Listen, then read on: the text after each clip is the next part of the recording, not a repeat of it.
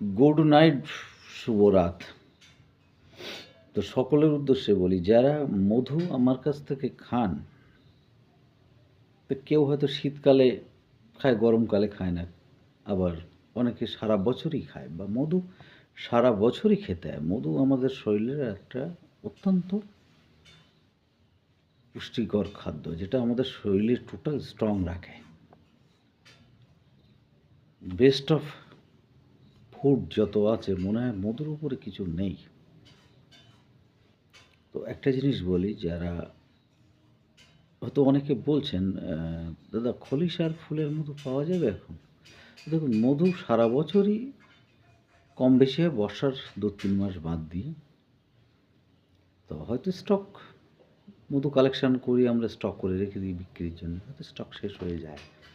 আবার নতুন যখন সেই ফুলের ফুটবে, মধু আনবে মৌমাছি, তখন কালেকশন করে দেবো। আমরা তো সাধারণত খুব একটা কিনে বিক্রি আমরা করতে চাই না, করি না।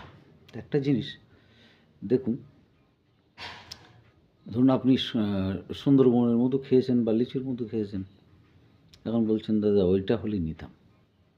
ওটাও আমার মনে হয় যে ওইটা হলে নিতাম, এরকম বলা ঠিক হয় কিনা আমি জানি না। ধরুন এখন রিসেন্ট এই ইউক্যালিপটাসের ফুলের মধু এখন চলছে। তা আমরা মধুর লাইফে বা মৌ পালন আমরা করি, তা আমরা যেটা জানি যে ঠান্ডা বেস্ট অফ হানি ইউক্যালিপটাস, যেটা সর্দি কাশি তার ভীষণ কাজ ইউক্যালিপটাস ফুলের মধু। তা সরিষা ফুলেরও হবে, কদিন পর থেকেই হবে। তো একটা জিনিস, মধু সারা বছর খাবেন, একটু ঘুরিয়ে ফিরিয়ে খেলে মধুর স্বাদ বোঝা যায় কোন ফুলের কেমন। তো একটা জিনিস অনেকে হয়তো এমনভাবে বা বলে দেখেছি যে দাদা আমি ওই মধুটা হলে নিতাম। তো এটা হয়তো আমার কাছে ওই সময় শেষ হয়ে গেল।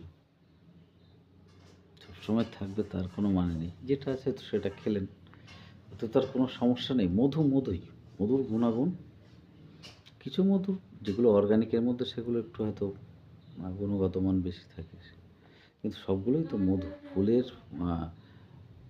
থেকে মৌমাছি নিয়ে আসে, সেটাই মধু।